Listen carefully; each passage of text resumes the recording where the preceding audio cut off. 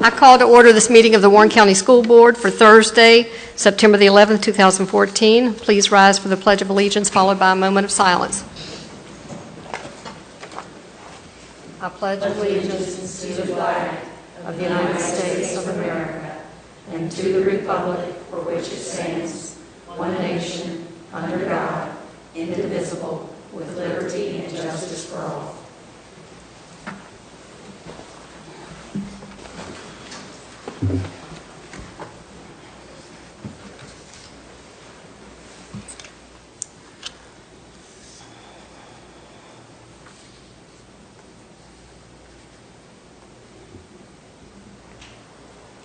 The first item on the agenda is to accept or modify the agenda. Is there a motion?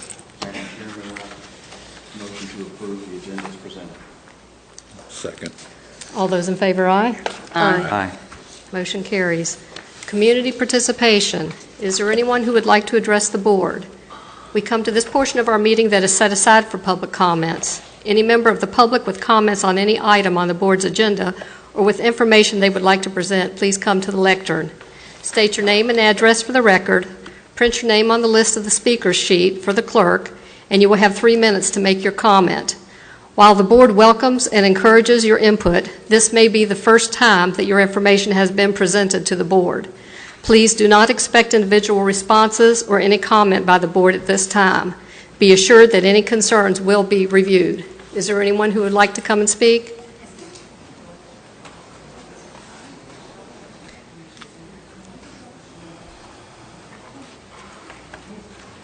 And please give your name and address.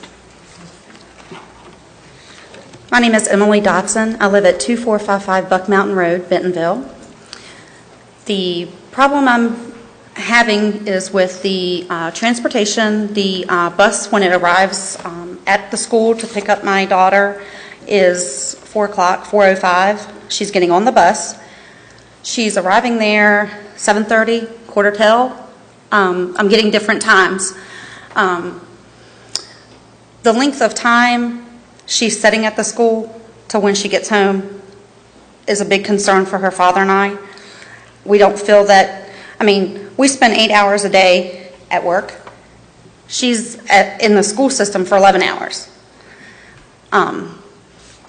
There seems to be a problem with the transportation as far as the bus routes are having 2 to 3 routes per bus, to where the kids are sitting at the school for a length of time until they actually load the bus to come home. That's my main concern. We have a problem with her getting home at 4:40. At the earliest, she got home at 4:33. I feel we need something done about that. That's my major concern. Thank you. The rest of you may have a seat if you'd like until you're ready to step up to the... I think they all got a similar gripe, so I think that's why we're all up here. Well, that's okay, but you don't have to stand. You may be seated. My name is Greg Nielsen.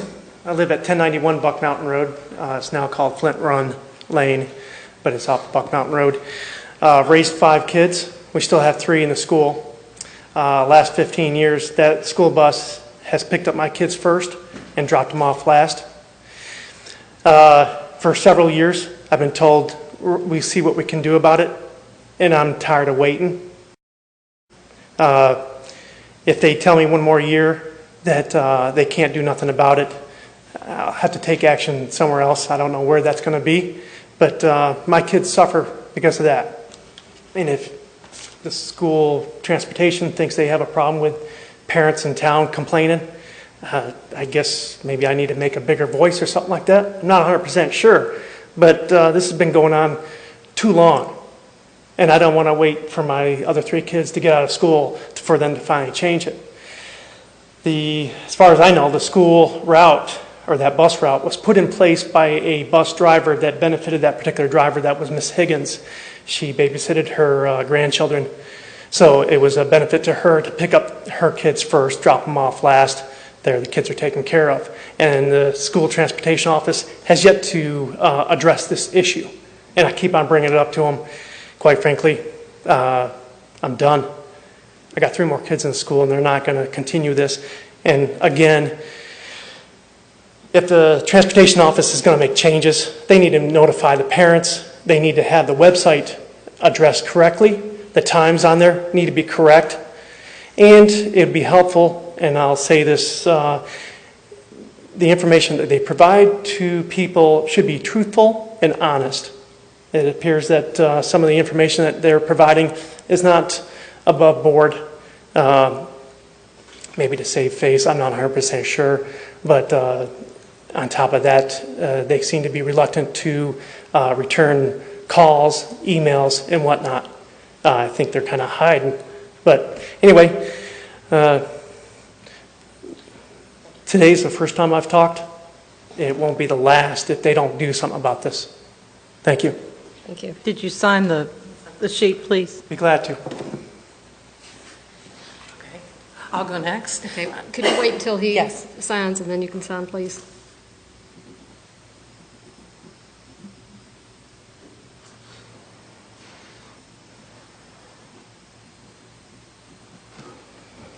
Thank you. Okay, I'm Karen Spangler, 157 Buck Mountain Road.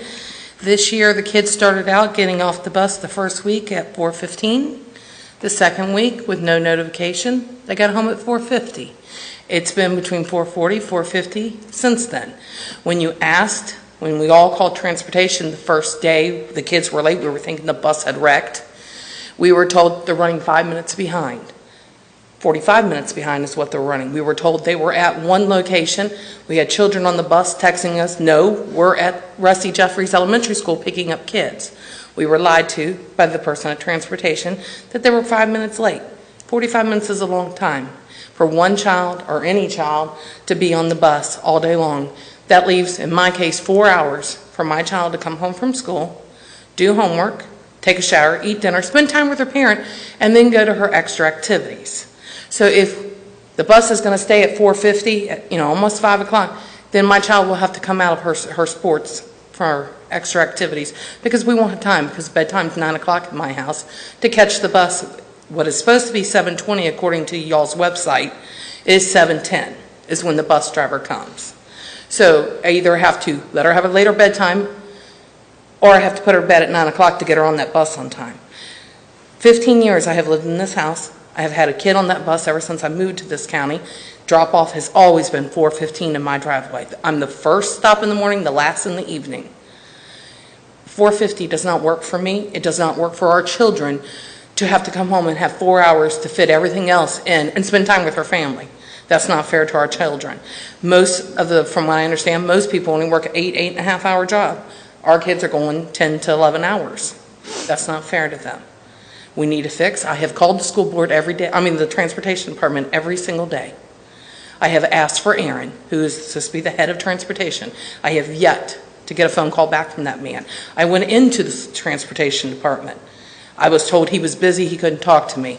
His assistant or the person below him, Wes, is the only one who will talk to us. And all we get is, we're working on it, we're working on it. I was asked point blank if it was going to drag out all year long. And he said, I don't know.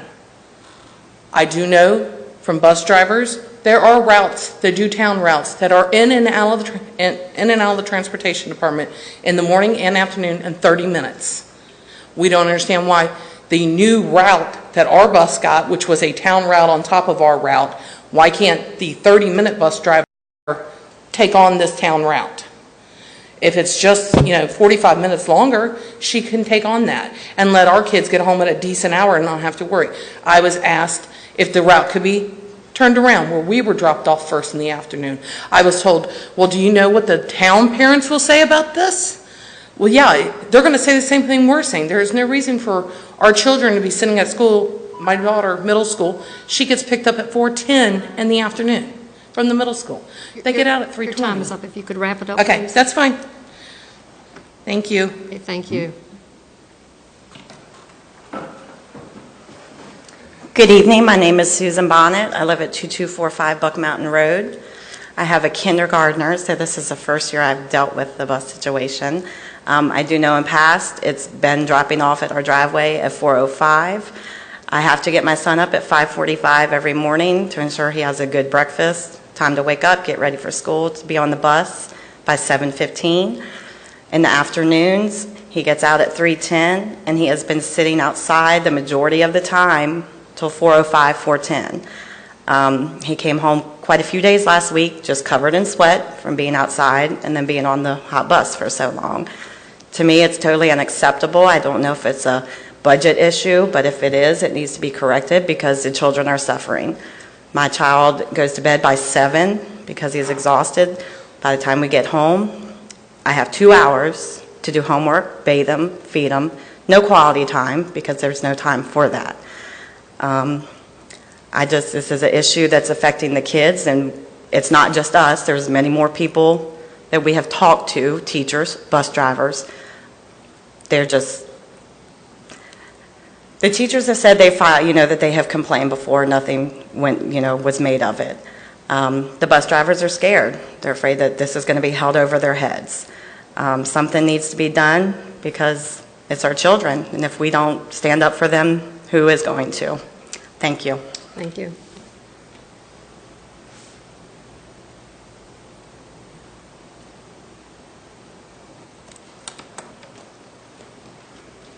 Hi, my name's Carrie Nelson. I'm his wife. I have some similar concerns. Last week, Bus 59 made these schedule changes and did not inform the parents. The bus came to Skyline and parked in the wrong position. 15 students missed the bus, including 2 of mine. When I tried to find out who was going to get my children home, they told me that it wasn't the bus's responsibility, that she had already left the school. They told me that they were at the middle school, which in fact my other daughter was at the middle school, and she was terrified. She had missed the bus, but it hadn't even come yet. Thankfully, Mr. Keller made the bus come back because she said she would not, but he made transportation send the bus back to get the 15 kids. Yesterday, again, the schedule has changed, and the bus came 5 minutes earlier than it did the day before. My children were walking down to the bus stop and missed the bus. So I take care of a 93-year-old elderly lady in my home. If I don't have a sitter, I can't leave my home. All 3 of my children had to miss school yesterday because I had no way of getting them there. I rely strictly on the bus to do their job, pick up my children and drop them off. My girls are in sports. They have to be at the ball field by 5:30, 5:45. They're getting home 15 minutes till 5. Now we got to try to do dinner and homework in order to leave. It's not working. So I was just hoping that someone can address that. Thank you. Thank you. So, good. Your turn. My name's Raymond Berry. I live at 43 Sandys Lane in front row for 619. It's been a problem for a few years of getting bus drivers with bad attitudes. This year, because of the bus schedule, my little boy goes to Ressie, my other one goes to Skyline. In the mornings, my boy used to get on the bus at 7:40. Now it was 7:15. Now it's 7 o'clock. Why can't they get their schedules straight? It's like these parents here. It's hurting our children. The other day, my daughter rides bus 51, and they said that we didn't know it was supposed to be out at 7 o'clock in the morning. And then her not getting home till 5 o'clock and have homework until 11 o'clock at night. These kids ain't robots. Y'all are home by 6, 7 o'clock in the evening. These kids need to quit suffering. And then the bus driver had enough nerve to tell my daughter if she ain't out there on time, she's going to drive by and leave her standing. She ever says anything rude again, I'm going to have her job. Flat out. That is their job, is to protect and take care of these children. I'm a parent not to play with. I've been in the school system for many years. I know what goes on. If it's a budget issue, get rid of some things. Like all them Suburbans setting up at the school depot. Why do they need 6 of them? Put money in a pocket and hire a bus driver. Get rid of them. Y'all don't need those. Do something for these children. They're suffering. And then it makes us suffer because we don't have no time to spend with them. And that's all I've got to say. And if next time any of them are rude to my children, they won't have a job. I will go above and beyond every one of y'all. Thank you. Anyone else?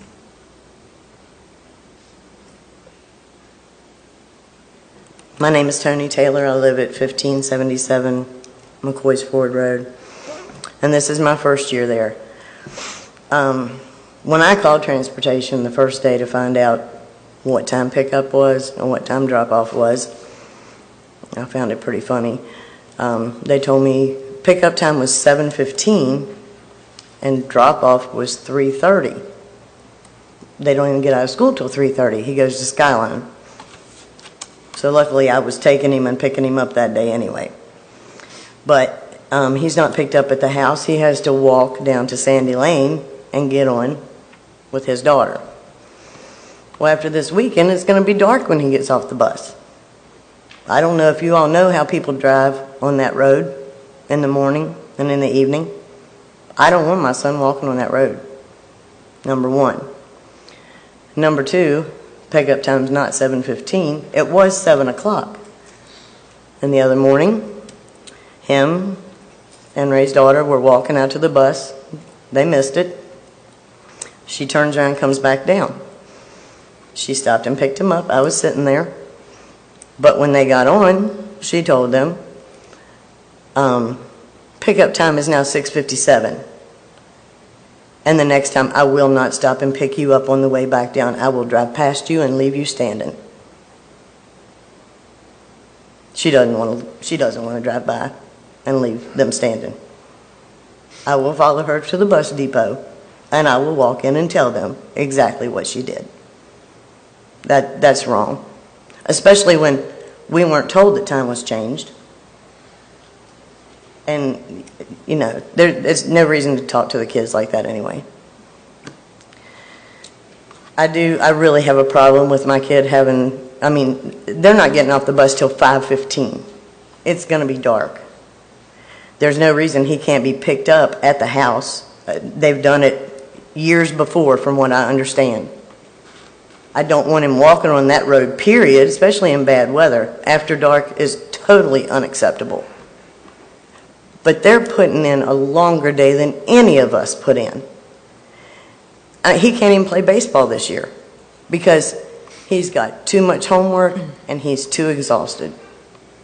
There's no time for it. He gets out of school at 3:30. The bus isn't picking him up at the school until 4:20. There's no reason for that. No reason whatsoever. This is totally ridiculous. And it's not fair to them. They shouldn't have to put in that long a day at their age. The school preaches, get plenty of rest, have recreation time, have time with your family, and do your best at your homework and come to school well rested. It can happen. And that's all I have. Thank you. Anyone else who would like to address the board? Okay, thank you. Next item on the agenda is the consent agenda. Is there a motion? I move that the consent agenda be approved as presented. Second. All those in favor, aye? Aye. Motion carries.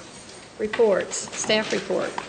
Special Education Advisory Committee Annual Report. Mr. Hirsch.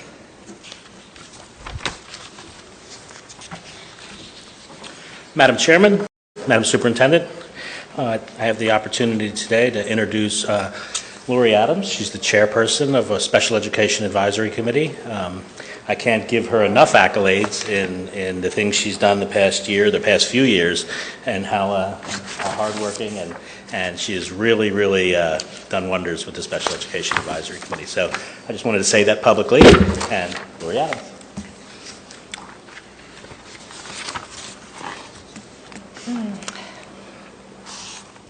Madam Speaker, Madam Superintendent, and members of the board, I thank you for this opportunity for the Special Education Advisory Committee to present our annual report.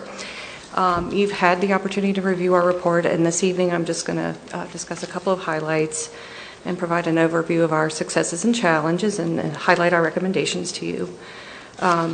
As has been the case for the past few years, the story of Warren County SEAC for this past school year has reflected our ongoing journey to better organize ourselves, to operate more efficiently, focus on our mission, and connect with our community. I'll go over 3 of our successes, not necessarily in order of priority, but for the first time this year we made use of online resources to assist us in our planning, goal setting, and follow-up. And these are resources that have been mentioned in past SEAC reports. We've used them for things like updating our bylaws, but this was the first year that we made extensive use of them to set our goals and keep track of them, and it made reporting at the end of the year much more efficient. These tools help us better establish our responsibilities and timeline, and in the coming year we're going to focus on having all subcommittee chairs also use these forms to plan and provide periodic updates to our committee.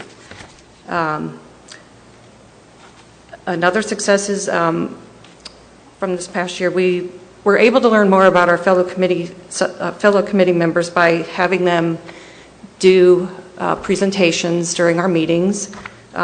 We frequently have guest speakers in our meetings, and 4 of our 6 guest speakers this year were committee members, and they did a great job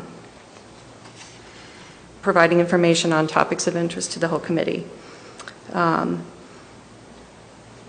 Another success we had was providing resources of information. We've continued use of our Facebook page. We were able to have a SEAC website linked to the Warren County Public Schools website, which we greatly appreciate. It can be found currently under the Parents tab. You go to Special Education Advisory Committee, and under there you can find our meeting minutes, and there's also a link to our annual report as well. We updated our SEAC brochure, and we also created a parent mentoring team, which is still in the development stages. Challenges we had in the past year and how we plan to meet them in the coming year: member involvement, commitment, and continuity. Our membership numbers continue to be relatively low. Sometimes our number who attended meetings was low. And we're going to meet this challenge by establishing a membership orientation subcommittee. This subcommittee chair will provide an orientation letter to new committee members to clarify what roles and requirements are. We are trying to set attendance requirements, and we want to provide training in the form right now of suggested reading and resource information. I, as the chairperson, will try to delegate more tasks to committee members who have proven to be very capable, and this will free me up to better follow up with completion of projects. Another challenge, connecting with the rest of our school community. This has been a puzzle to SEAC members the past few years because the school does a great job sending out information about our meetings, and we continue to have low attendance, but what we've tried to do this year, we have created a subcommittee for membership recruitment, and that subcommittee chair has energetically taken on this project. Our first endeavor was a volunteer initiative to attend back to school days at various elementary schools. And we'll get a full report on that in our meeting coming up this Monday, but that seemed to be successful. We've had members sign for more information. Our recommendations to the Superintendent School Board are a continuation of last year's recommendations. They're ways that you already help us, and we'd like them to see them continue through public endorsement of our SEAC, to please encourage attendance and involvement. It would be nice to see some involvement from the community at large. We just had a longtime committee member who served over 20 years retire. And right now our involvement is mainly parents and teachers who serve as consultants. We ask that you continue to reiterate to all administration and staff to please share our SEAC brochure to parents in IEP meetings, 504 meetings, and ISP meetings, and that support continue to be provided to regular ed teachers, instructional assistants, and bus drivers so that they're prepared to work with students with special needs. Those are the highlights, and if you have any questions or... Who would be the liaison, I guess, to make sure that those brochures go out at the IEP 504, those meetings? How would that work in every school? What we're hoping to do is we're going to try to have, we've tried to have members commit to be points of contact within the schools, and we will meet with department chairs and staff and, personally make this pitch. We've not done that yet. Okay. We've made the request at this level, and of course we've always had support from Special Education Administration. They distribute our brochures at various schools and points in the community. Do you have a member in every single school? We're working on that. We've made our focus elementary schools right now. I happen to have a child at Warren County High School, and I will serve as that point of contact there. Great, thank you. And the Special Education Advisory Committee is speaking at our department chair meeting next month. Good. And they'll be talking with all the department chairs to make sure that to just refresh the mission and let them know, what SEAC is all about, because SEAC really is support for students and for teachers. Mm-hmm.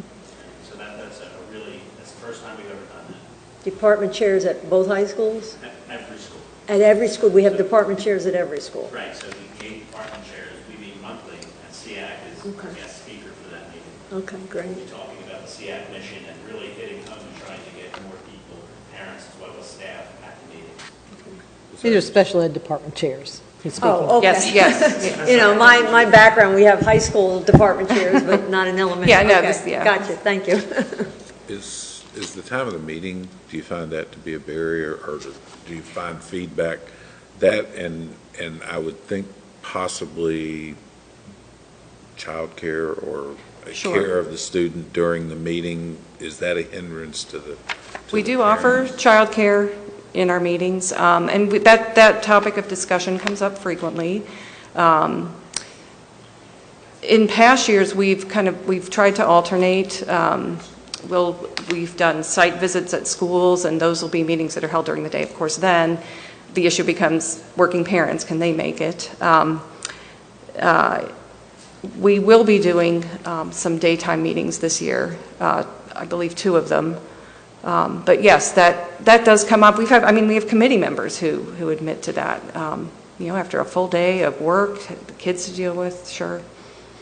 The notification of your meetings, to whom does that get dispersed? Special Education Administration sends it to all principals, special education department chairs, and I believe teachers are on the list as well. But it doesn't go out to parents? We ask that from there that teachers, case managers, send it home to students. And we've had committee members kind of monitor that and provide feedback on that. And we, when we make the request, an improvement is made. But the request is that it go home to all students.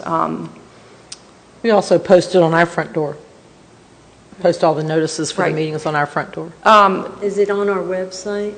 It is, all the meetings are on our Yes, it's on the Special Education Advisory website. It's posted we post notices over at Samuel's Library, Special Education Administration contacts. In the past, we've had them contact radio stations and television stations. We're assessing that to see if it's still effective, because we've never had anybody show up and say that that's how they heard about us. So. Well, you know me and that caller system. Email. Actually, we have that thing that that's been mentioned.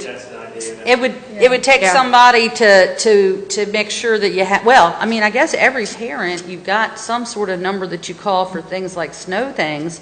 You just have to, I guess, manipulate the database to be calling specifically the parents of the kids that are, receiving services. Right. And you can tag that, right? Yeah. Yeah, that would be great. Yeah. But you know, We were a little hesitant about that because we didn't want to select students with this. We were just starting talking about Yeah. that, and we weren't sure if that was some kind of, we just wanted to make sure we could do that. okay. Well, you know, the other thing is because there are people, I guess, who are interested in that, even if they don't have a student that fits into that category. So it could be an all-parent call.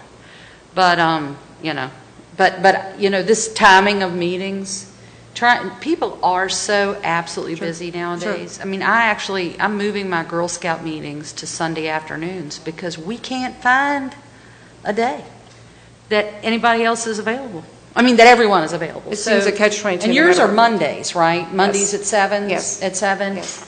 Yeah, there's so much going on. Yeah. Yeah. I think you'd get even fewer people coming on the weekend. I think they have. Oh, I'm not saying move it to Yeah. Sunday. I'm just saying that, you know, I don't, you know, people may know exactly what's going on, but they have to make choices Sure. about, you know, with all their various other responsibilities as to what they're going to do, so. Well, I think something else we're hoping to do in the near future is getting more feedback from parents regarding, you know, what kind of times would work, and that may be something we consider. I would like to say thank you to Lori for all of her dedication, and we certainly appreciate it. We don't say that often enough or at all in some cases. I do appreciate your hard work, and I really appreciate your positive attitude that you've had in working with the schools, and I think the Special Ed Advisory Committee has done very well under your direction, so thank you very much. Any other comments? Okay. Thank you, Ms. Adams. Y'all are doing something special for the 20-year person who's leaving? Yes, we, an announcement was... Is it, I didn't want to ask who it was, but, okay, I thought that's what I read somewhere. okay. I hope it's not a surprise. Letting them actually go. Oh, okay, well, I haven't seen that. Instructional report, Mr. Drescher.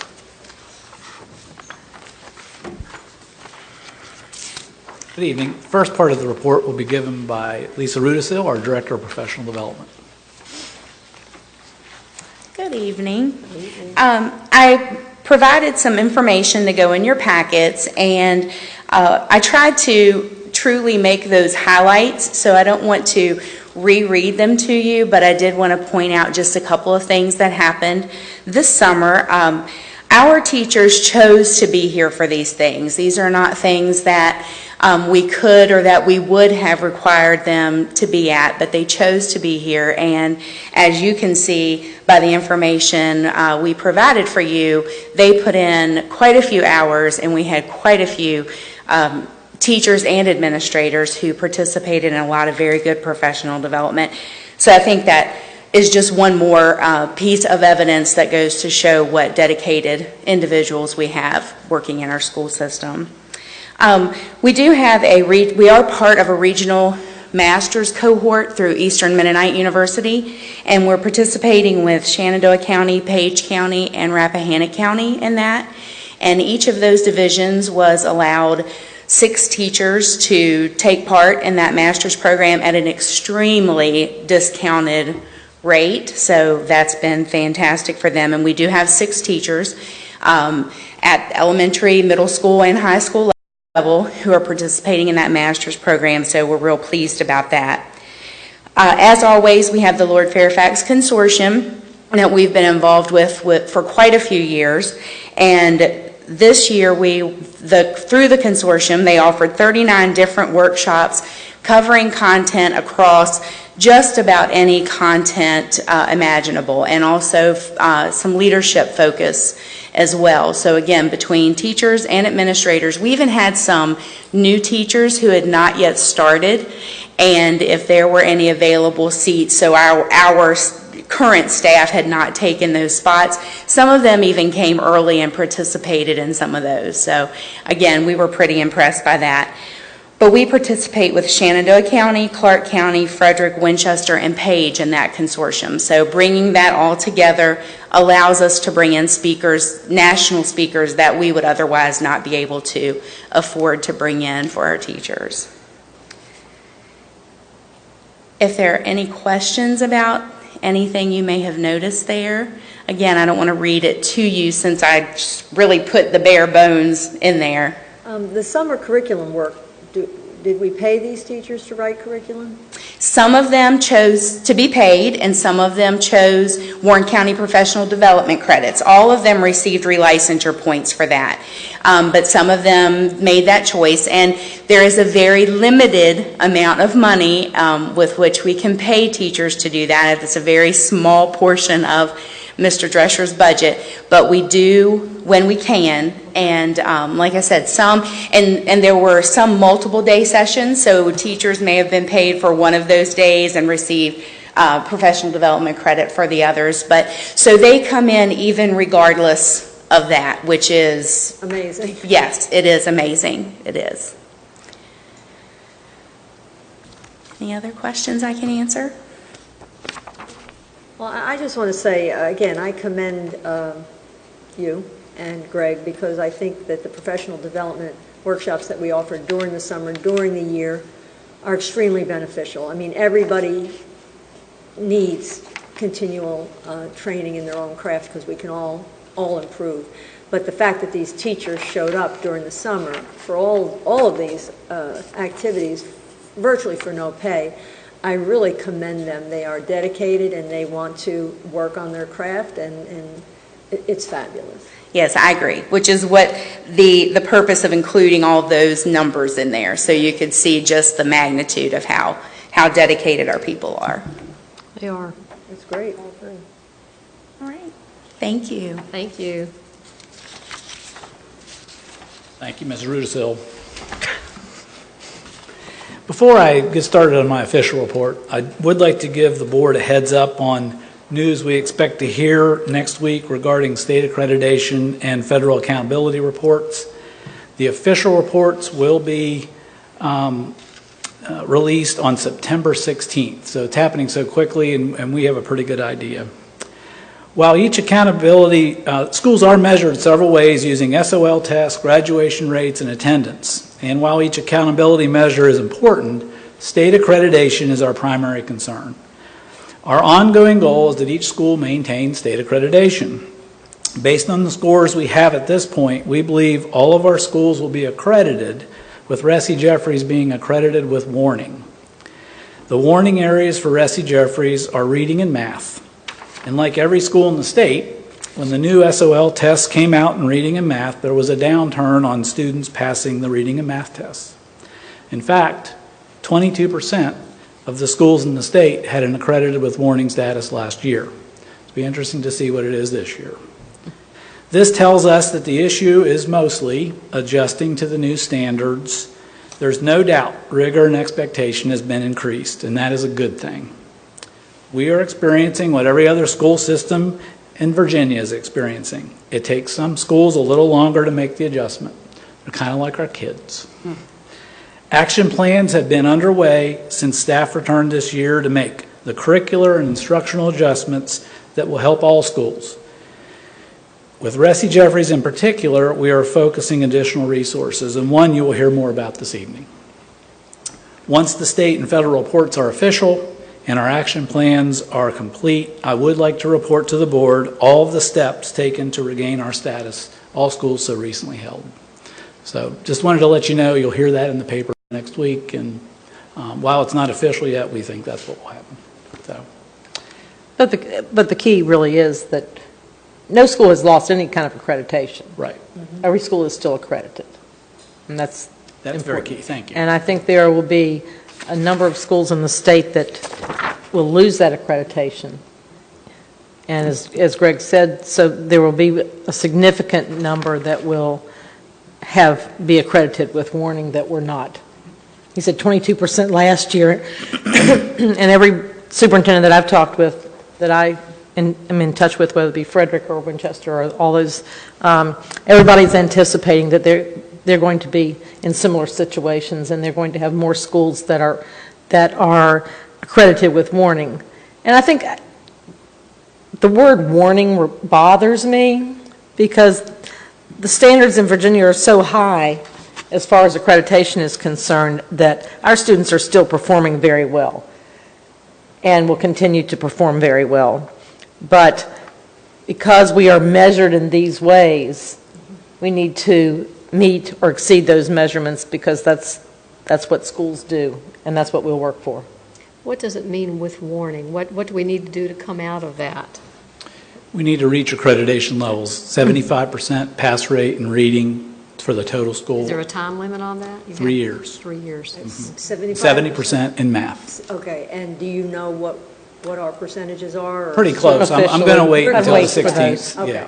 Yeah. And same thing for reading? And reading is 75%, math is 70%. 70, okay. That's what we have to achieve. Yeah. Very doable. Okay. Very doable. Yeah. Now, I'm not worried. It's Okay, just, good. wish it wasn't yet. And again, and because of the numbers, you're talking about, 2 kids? yeah, in some cases, 2 or 3 children, Right. you know, Just as an example, yeah. 2 years ago, before the tests changed, the lowest pass rate we had in math in our elementary schools was 88%. Wow. That's the lowest. And in reading, the lowest we had was 86%. So it's one of those things, it's a test adjustment. It's a different standards being needed. So You can't get too excited about that. No. I mean, in Jersey, where, I worked in public education, when they changed the test, everyone went into a panic. And yes, scores went down, but you build back up. Yeah. Absolutely. And it's great that they keep raising the bar, but no one should be upset Right. if the scores dip a little bit. It's Right. it's normal. We want an increase in rigor. We want an increase in rigor. Right. Increase the rigor. And that's a good thing. Ultimately, it's a good thing. So, Right. all right. Let's do some happy stuff. Okay. Last spring, as part of my role here, I asked all staff to take a survey. It was 4 questions. What is something you feel is outside your direct control, but you wish you could change it to help more of our students be successful in school?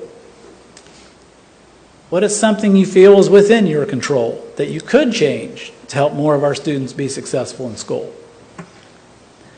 Please give me, as the Assistant Superintendent for Instruction, some advice. What can or should I do that will impact more of our students to be successful in school? And the final question, what has been the highlight of your year? Now for this evening, I'd like to do the 4th question. I'll touch on the other questions later, but I thought it was kind of neat to start off our year this year with what the highlights were last year. And everybody took the survey? I sent it to all staff in all schools, and I was 286 responses, so almost 50%. That's very good. Very good. And it was a very enjoyable read this summer. It took me a while, but it was very good. And I just want to give some highlights. These are from teachers, instructional assistants, administrators, nurses, counselors, and I just picked some of them just to share with you. My kids have been the highlight. I have a fabulous group of interesting personalities, and they've made me laugh, cry, and pull my hair out this year. I will miss them. The highlight of my year has been my students. They are fun and amazing, and I love watching their growth. Students' pride in their successes was that teacher's highlight. Working with the kids and the wonderful staff. The highlight of my year has been watching our students graduate when no one thought they would, including me. That's kind of fun. Anytime one of my students smiles at me when they've met a goal in class. I was able to supervise a student teacher, and I enjoyed this experience immensely. An opportunity for leadership and to share one's knowledge. Trying new techniques and ideas in my classroom. All that professional development. The highlight of this year was seeing each of my students grow in one or more areas. While some of them didn't meet the required score, they grew personally, and that is very important to me. The highlight of my year was a parent letter I received recently. The parent thanked me for working with her daughter. She was so pleased with the growth of her daughter academically, socially, and emotionally. Although this student struggles academically, she has made amazing growth. I have many highlights every year, and they always involve students. I have the opportunity to work with so many students with so many diverse learning styles that it's hard to pick just one. If I had to pick one, it would be watching student, I took their name out, and teacher find out he passed his final SOL test and will graduate with a standard diploma instead of a special diploma. It touched me because the teacher is the one who cried. I think we have the right people on the bus. A lot of good folks. A lot of good folks. And as I was thinking of this and thinking about my earlier words that I had to say to you, I think there's a takeaway here this evening. While the standards of learning guide what we teach, they are not all we teach, nor are all our students learn. Our schools, teachers, and staff, and certainly our students, are much more than an SOL score. And I think we just need to remember that as we go through. Our teachers, administrators, everybody does so many things for our kids, and they do wonderful things.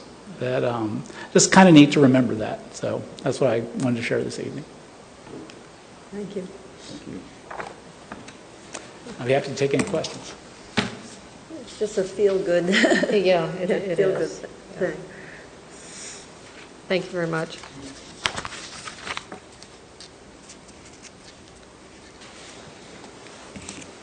Superintendent report. Well, we have had a successful opening of the school year. There are always few little bumps that we go through, but again, I think all in all, everything's been very successful, and we are looking forward to a successful rest of the school year.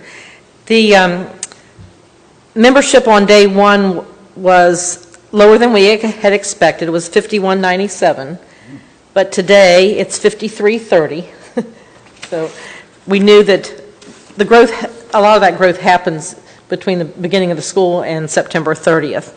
Our September 30th membership last year was 5392, so we are continuing to grow, but as of today, we checked and it's 5330, and we talked to various people at the schools, and they already know of additional students that are coming to enroll.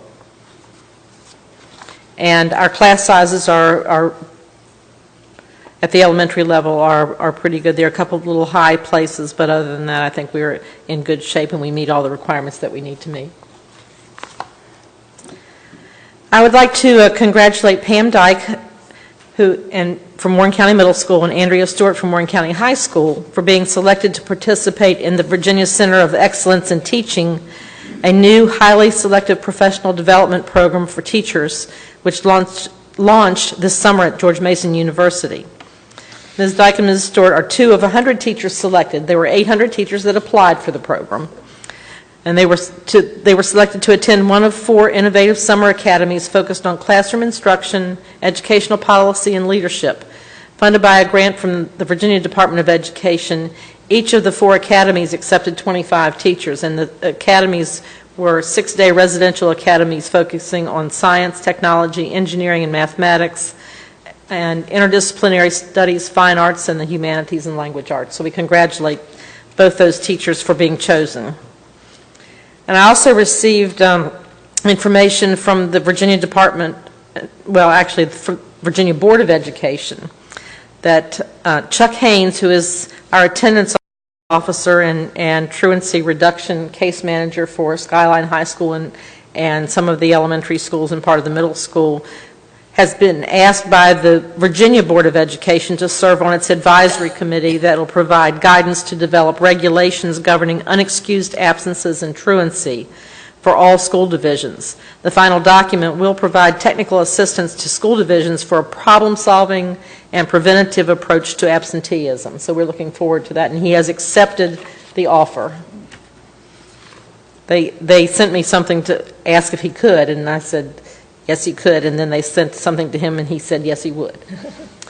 Also, I received a call from the Virginia Department of Education the other day from Patty Pitts, who is in charge of, she's in charge of teacher licensure, and she is also in charge of the Teacher of the Year celebration that VDOE has for the Virginia Teacher of the Year.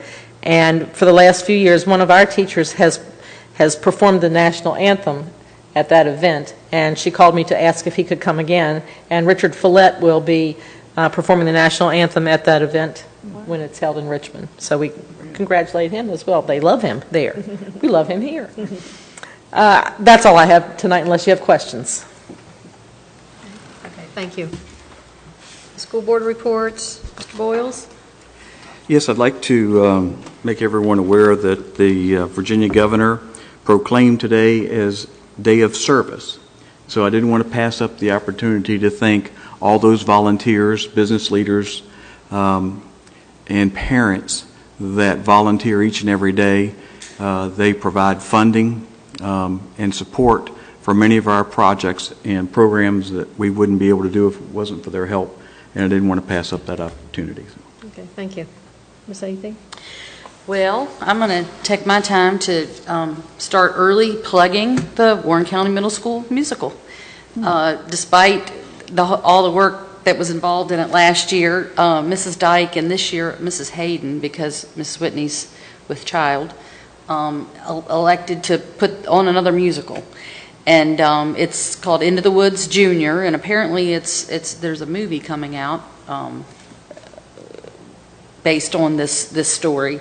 And the performances for the community will be November 14th, 5th, and I've got that right. 14th and 15th are going to be evening performances, and then there's going to be a Sunday matinee. There are going to be several opportunities, I think, for the schools to send the kids over for some Monday performances. They're in the process of working that out so that kids at the other schools can take a little field trip, or I guess they'll have to come over and take a little field trip. But anyway, they've just gotten started this week with their practices.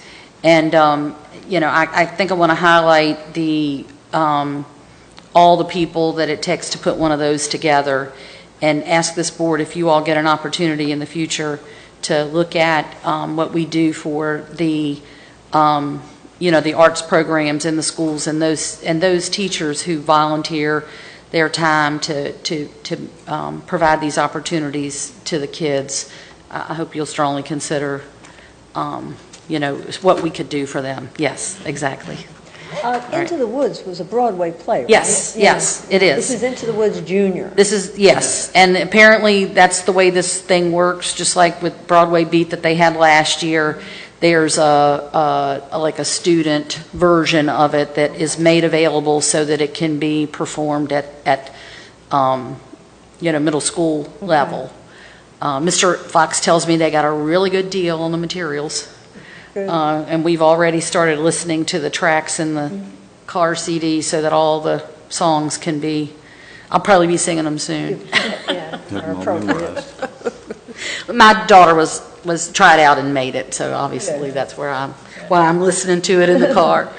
But anyway, just real exciting. I think the kids so appreciate, I think opportunities to, especially for children who maybe aren't as athletically inclined as others. It's really nice. So. It is. Thank you. Mrs. Sharifka? I'm trying to find the personnel report. That was my comment. Yes, I was very sad to see Deidre Cardamone's name on the resignation, and I understand it's a family move, but I wanted to thank her for her wonderful service here in Warren County. I think she was a fantastic IRT, and we will miss her. She had an expertise. I know that everybody says everybody's replaceable, but I'd like to believe that we're not all replaceable. But and my question is, are we going, speaking of replacement, Are we going to hire a full-time math science IRT? We're looking at maybe redefining the position a little bit, but yes, the answer is yes. Okay. We would like to do that. Yes. Because it's so important. Mr. Wells? Just to reiterate the congratulations to Ms. Dyke, Ms. Stewart, and Mr. Haynes, and Mr. Follett, and all the other folks that we probably don't know about that we get to highlight, who do so many things for the school system and receive recognition for that. Unfortunately, there are none of them here, but the parents who came and spoke this evening, we just need to reach out to them and explain that we do take transportation very seriously, and we appreciate their bringing their concerns, and I know Ms. Shepherd will work on this issue and do what's best for the students. I think we do have some money for buses. If it takes a new bus, we have 2 new buses I think coming. Those were, I think, they were hoped to be replacement buses, but if one of them has to be a bus to create a run, we'll do that. But one of the things that we will do is probably reach out to those parents and see, if they can help us with suggestions. But just to put that out there as well. That's it. Okay, thank you. And I have no report tonight. Action agenda, presentations by staff. Approval contract for the purchase of Chromebooks. Mr. Drescher. We have an opportunity to do a purchase for some Chromebooks. Chromebooks are a reasonable cost choice to putting the power of technology into more of our students' hands. Choosing Chromebooks was made using a selection process which included consultation with surrounding counties and a side-by-side comparison of laptop, tablet-type tools, along with information from VDOE to determine what direction to take in the choice of a laptop or tablet. Ideally, we want to select a single product so our training and technical costs can be focused on one tool as we move forward. Funding availability is also a driver in making this decision. Title I funds can be used for this purchase for identified Title I students, and we can purchase 350 Chromebooks. These tools will be used in our elementary schools. There were a couple of attachments that were links if you had the opportunity to take a look at those, and then also it included just some information about the Chromebook we'd like to select from the Dell website. The total cost that includes the Chromebooks, mobile carts, and then operating system licenses is $162,824.85. And the purchase will utilize Title I funds that were part of carryover funds from these last several years. And I think you'll remember last school board meeting we asked for another allocation from the Board of Supervisors for those funds. Are they going to be in all of the elementary schools? They will be at Ressie Jeffries Elementary and E. Wilson Morrison primarily, the bulk of them, and then the other 3 elementary schools will receive a smaller number. But because when these funds were initiated, Ressie and E. Wilson were school-wide schools, that means all students at those schools can use those, and that's why more funds were available for those schools. So they'll be used in all grade levels? Yes. And what's the plan for getting them in all the other schools? It would be as funds are available, we'll do that. That's what I'd like to say. I love the Chromebooks presentation. I think whenever we can find the funds available with this generation that's coming up now, the way that they want to have hands-on instead of being lectured to, and that they can work on 2 or 3 apps at the same time, is beyond me. But students now is where they're moving, and most of them probably know how to operate these Chromebooks better than some of our teachers that will be asked to go over that material with them. Right. Training So, will be but involved. I mean, we could be on the cutting edge if there was a way that we could find additional funds for Chromebooks. Right. Some of our surrounding counties are making that move too. So we're kind of doing this together, which is very nice. We're learning from each other. So. I think because these are Title I funds, and one of the requirements for Title I is to have a parent meetings for Title I students and Title I schools, that this is an opportunity for us to do a little professional development, if you will, with parents and helping them understand the technology so they can help their children as well. Right now, the intent is not to send these home, is my understanding. Correct. But if there are, opportunities for kids to have them themselves, the parents will get some instruction in how It's to. still a good opportunity for the parents to Absolutely. learn. How they work. Yeah. They know how a book works, but, when the child comes home and starts talking about working on a Chromebook, it might not. That's very true. Might not Register. hit. Yeah. But the nice, if you look at the features on the last page, they can access those apps at home on a PC, so they'll, right? Yes. If we save things to the cloud. It's everything's on the cloud on the Right. Chromebook. I still don't get that. I don't either, I just said it. I don't use the cloud. But, I like the security, I like a lot of the features that are here. They make it easy to manage, easy to monitor. Now, will the Title I funds cover getting the teachers trained? I think the training will be in-house. We'll be able to do a lot of that in-house. Okay. But didn't some teachers get trained over the summer? I thought I Yeah, read that I'm trying to remember somewhere, the that some Google- got trained on Chromebooks over the summer. Mini Summit. Mini Summit, yes. We have 4 ITR people that are certified. And our system obviously can handle our network and everything. And just, not that that's a suggestion, but I know we've talked about this in the past. I don't know if we've talked about it in a public meeting, but what used to be called textbook funds can now also Absolutely. be used as, possibly down the road, can be used for technology as well. Absolutely. Very beneficial to do some of that. Any other questions for Mr. Gresham? Sorry. I move that 350 Chromebooks, necessary licenses, and mobile carts be purchased in the amount of $162,824.85. Second. Second. All those in favor, aye? Aye. Motion carries. Thank you. Thank you. Approval of a part-time math coach position. Another Title I issue that we're dealing with. Our Title I grant allows these federal funds to be spent for the improvement of both reading and mathematics instruction. Our focus has been providing a reading coach for our Title I schools. However, Ressie Jeffries Elementary School qualifies for the provision of a math coach as well. Employing a part-time math coach would benefit teachers and students in the improvement of math instruction and achievement.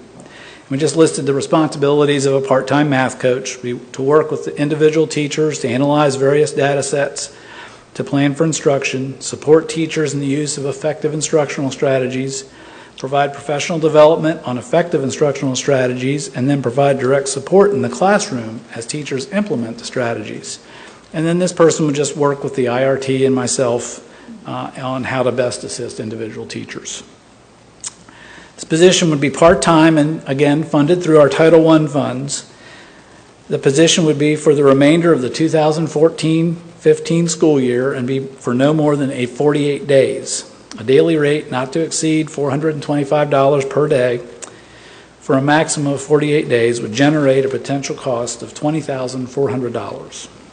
Looking at about 4 days a month, is that what you're saying? Something like Yeah. that, yeah. Okay. 4 or 5 days a month. Come in once a week, sometimes twice a week.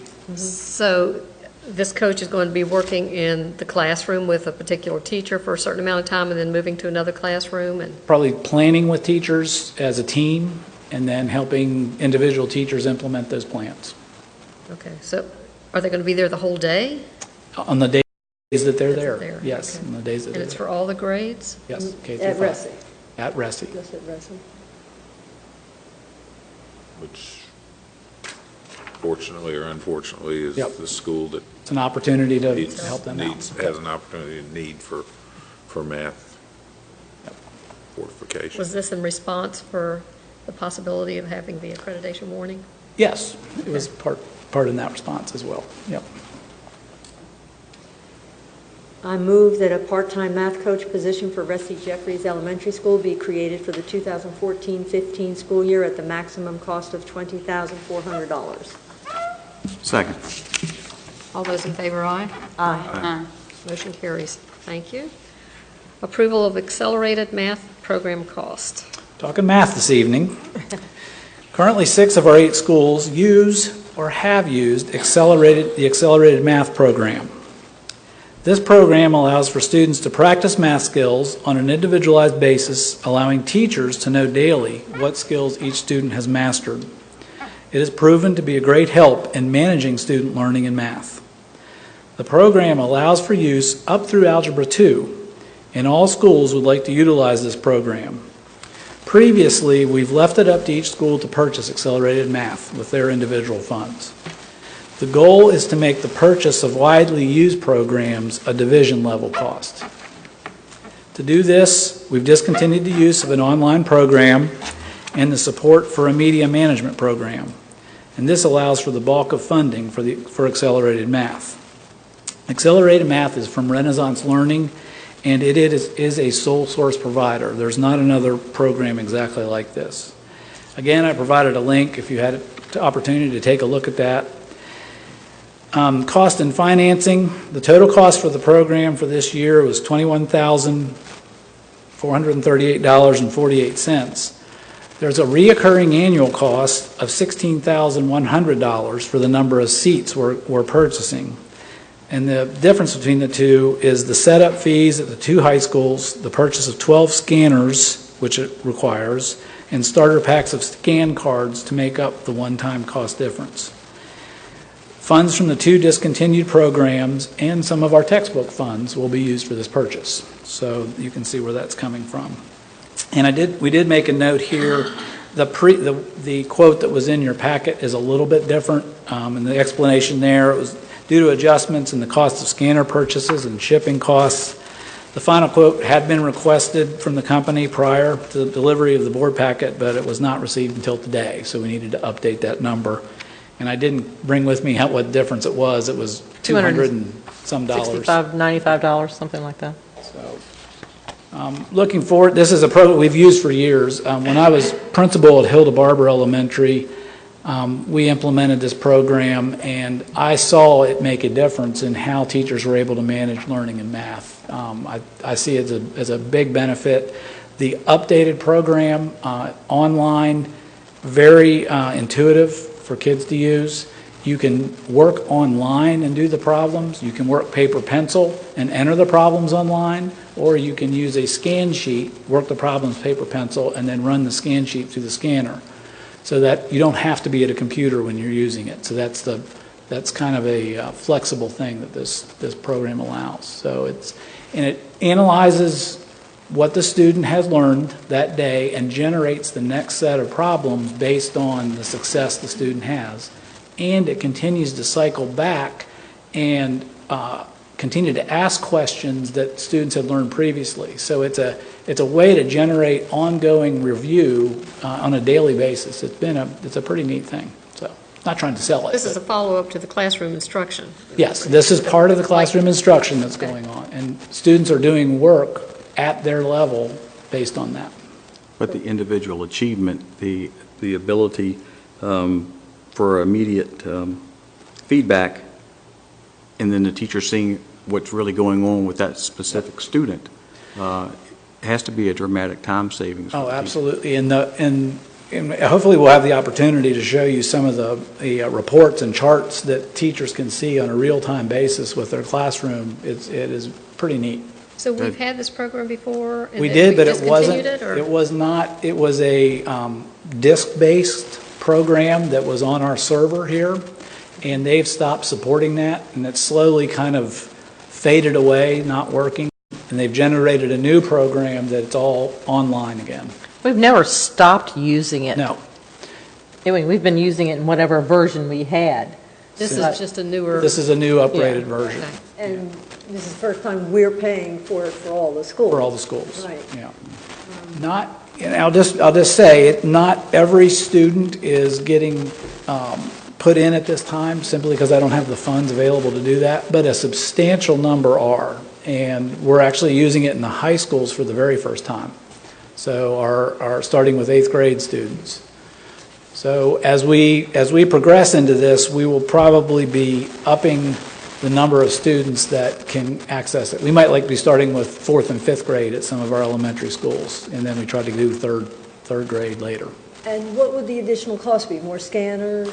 The additional cost would be just cost per pupil. Oh. It's about $5.50 a student. Per year? Per year. Wow. Yeah, that $16,000 represents 2,200 seats. Oh, wow, that's good. How are these students chosen to actually? It's like a grade level. We would choose a grade level. But it wasn't at risk or some, remediation of math or something like that? It is at the high school level. At the high school level, our eighth grade year-long algebra students are the first group we're going to work with there. Okay. Yep. So it's not like that one thing where, as long as there aren't more than so many kids. Yeah, it's not concurrent. So a license goes to a particular child. So even if that child's not using it, you can't let some other child sort of take their seat. Correct. Yep. Okay. Well, can I ask this question since we're talking about this Renaissance stuff? What's the status of the accelerated readers programs in the elementary schools? It's still left up to each school to fund purchase. it? Yeah, we have. How many of them are funding it? Do you know that, Melody? 2. That's what I was thinking. Only 2 schools? And which ones are those? AS Roads and LFK funded it last year. I'm not for sure if they funded it this year or not, so. Yep. It's an expensive program. It's great. It's good stuff, but you got to make choices sometimes. But we don't have the funds to do this for the reading program this year? Not at this point. Not this year? Not at this point.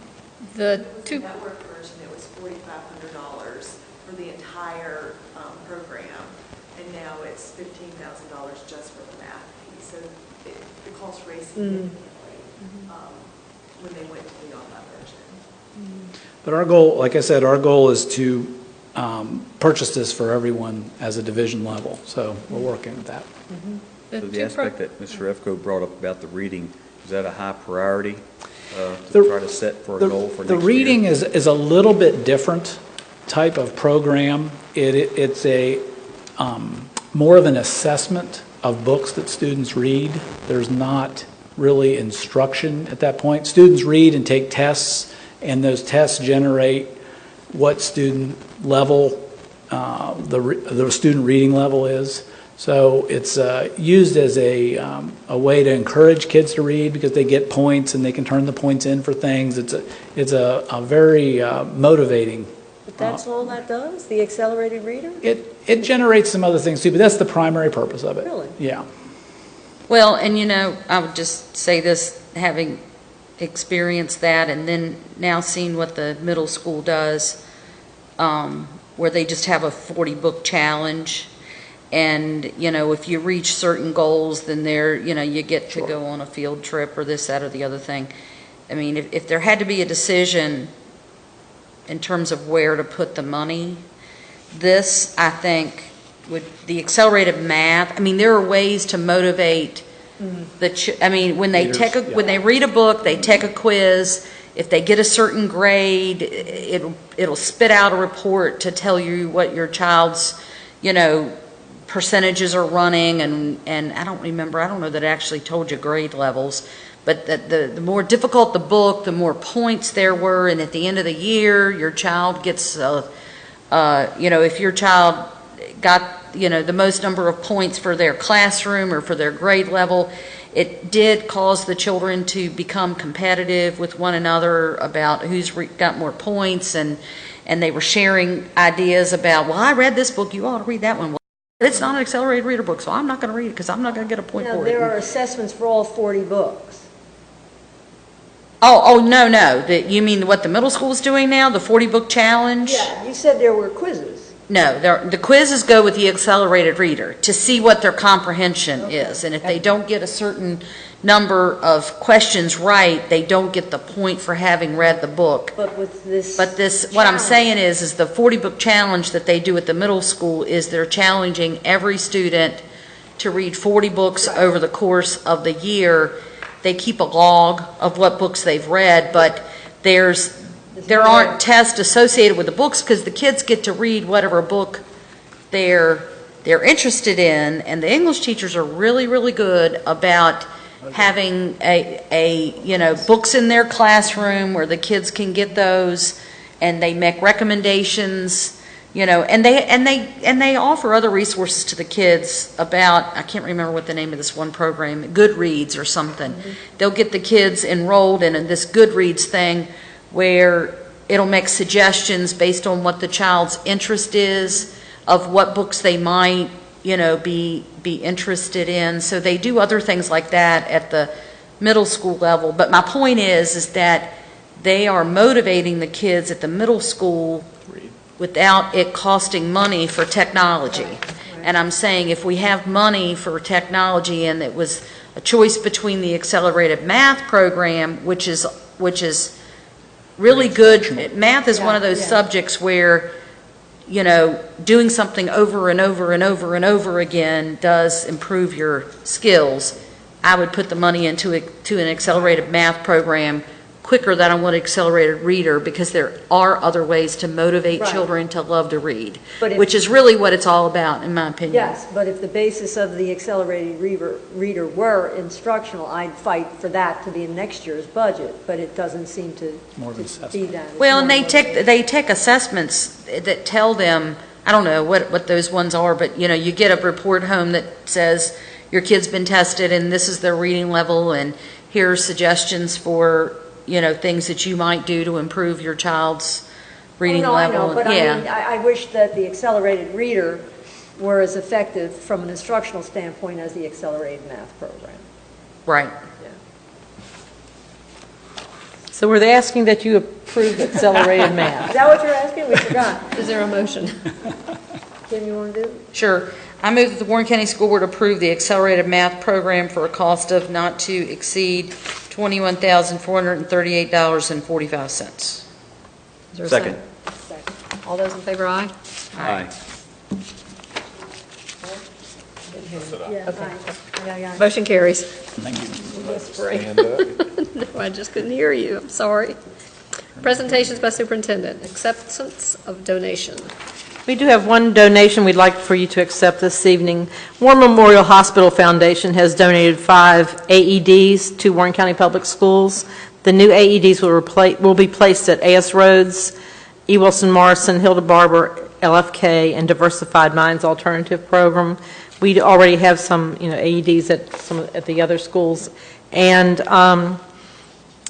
we've been so fortunate to be recipients of funds from the hospital foundation, and I would certainly thank them very much. My understanding of this situation is not only are they going to do the 5 AEDs for the schools, but I think they were going to, somebody else made a suggestion about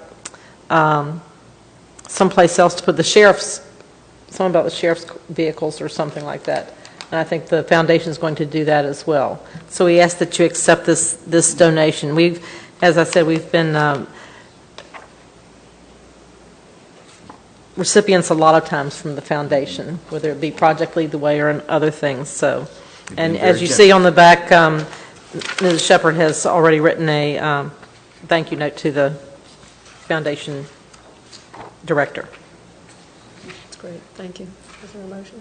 Yeah, before I make the motion, I'll just point out that the funds for the Warren Memorial Hospital Foundation come solely from donations from the employees of Warren Memorial Hospital. It's not Valley Health funds or hospital funding of any type. It's our employees who give to the foundation, and AEDs are one of those things we absolutely hope are never used. It's something that if they go out of date and fall apart and they've never been used, that would be a great thing. But the reality is in life that it can save a life, and it's very important to have them, because we have not only our students, our staff and that kind of thing, but community events at our schools and that kind of thing. So with that, I would move the donation from Warren Memorial Hospital Foundation for 5 automated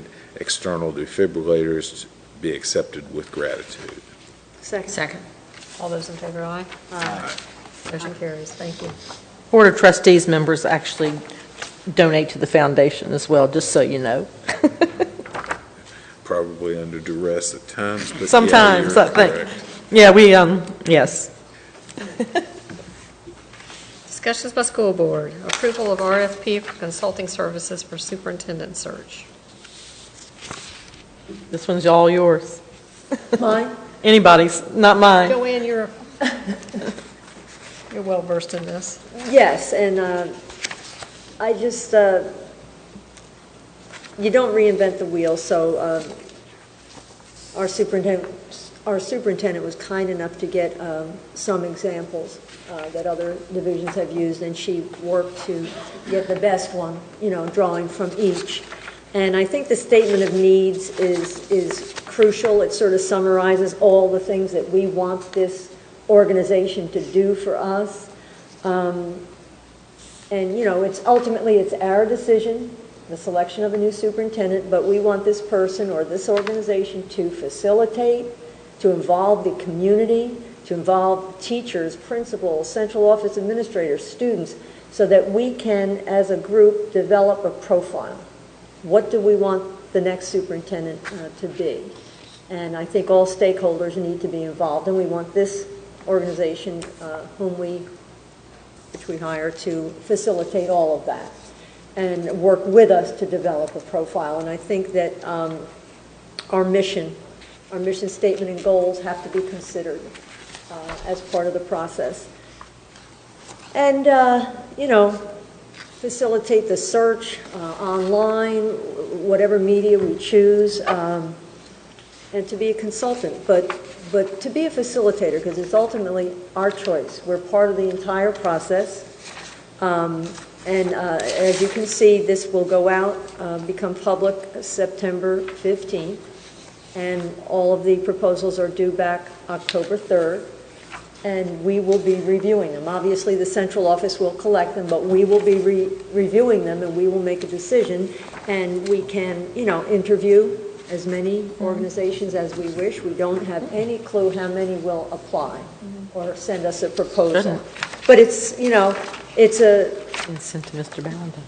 It's with mixed emotions that I look at this process.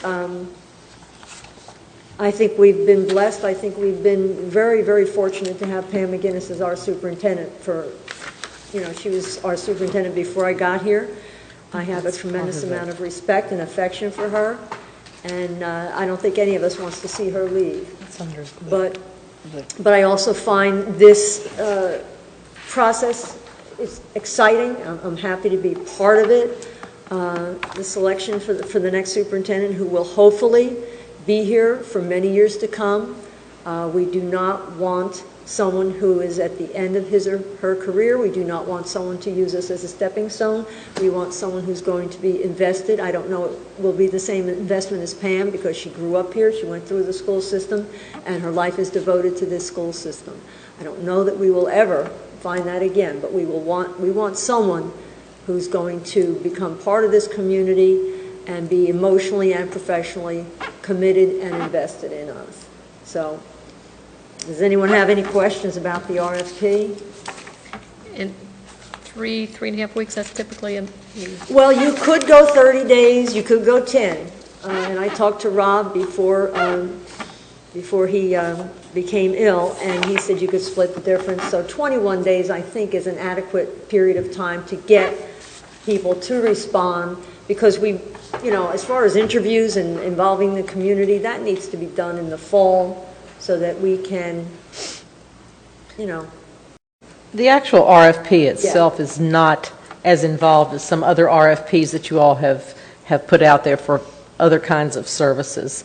where they are much more detailed, just like the custodial piece was very, very detailed and had a lot of information that had to be included in the proposal, whereas this has, a significant amount of information, but it's not one of those things that would take months to prepare the proposal. Yeah.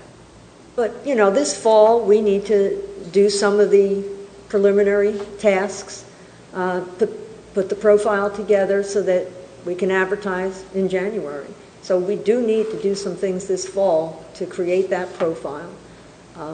So again, it's an exciting time for the school system, but it's a very sad time. Do we need to go ahead and schedule a time after this October 3rd deadline to? We could do that. Do you want to do that now? Well, October 3rd is not that far away. Yeah. What do you all think? To sit down and review, you're right. Exactly. To sit down and review all of the proposals and decide how many we want to interview. Okay, so does that make sense to you all? Well, I mean, quite often, staff have been the ones that have reviewed responses to RFPs and then gone from there, taken it from there. But I think Ms. Bauer is correct that probably it needs to be a board task. Right. We're the ones who need to review these. All right. So sometime after October 3rd at 3 o'clock. October 3rd is a Friday. Friday, okay. So the next week. Gone that entire week. Pardon me? I'm gone that entire week. Oh, you're gone that entire week. So you won't be here for the Thursday meeting? So we're looking at the week of the 13th.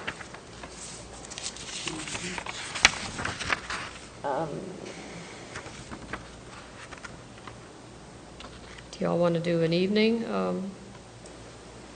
meeting or sometime during the day? What works best? Well, I didn't bring a calendar with me, but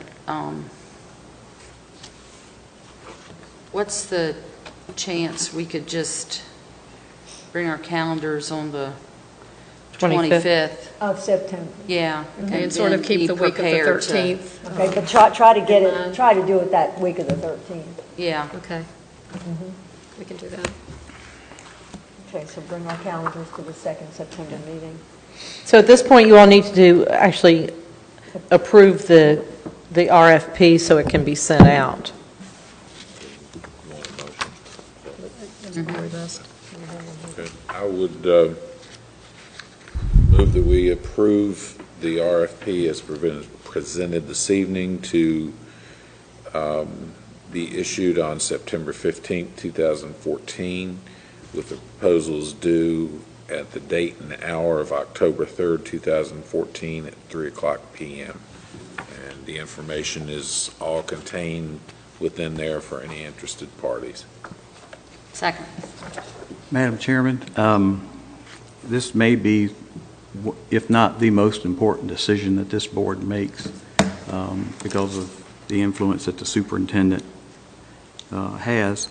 I wasn't completely convinced that we needed an RFP to do this. And then I gave it a lot of thought that I'm still an officer of the Virginia School Boards Association. And the Virginia School Boards Association could possibly bid a contract on this. And as an officer there, as a school board member here, I would think it would be in order for me to abstain.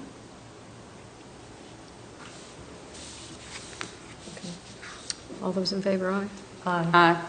Motion carries. Thank you. One abstention. Yep. So 4 ayes, 1 abstention. One abstention and 4 ayes. Potential topics for September 25th work session, the fiscal year 2014 school activity fund audit, and the first reading of the VSBA February 2014 policy updates. You were going to have the first reading tonight, but since Mr. Ballantyne has been out, we moved it to the 25th for the policy piece. We're not going to miss it. Okay, no further business. We're now in closed We need a motion for closed meeting? This motion is made that this open public meeting of the Warren County School Board become a closed meeting pursuant to Virginia Code Section 2.2-3711. The school board desires to discuss the following matters in a closed meeting. Section 2.2-3711A2, discussion or consideration of admission or disciplinary matters or any other matters that would involve the disclosure of information contained in a scholastic record concerning any student in Warren County Public Schools, specifically the request from one family for release from compulsory attendance pursuant to Virginia Code Section 2.1-254.B. Be it resolved that the School Board of Warren County does hereby authorize discussion in closed meeting of the matters identified herein. Second. Ms. Baez, could you please call the Oh, roll? sorry, yeah, that's right. Yes? Mr. Webb? Yes. Madam Chairman? Yes. Ms. Athey? Yes. Mr. Wells? Yes. Motion carries. We are now in closed meeting.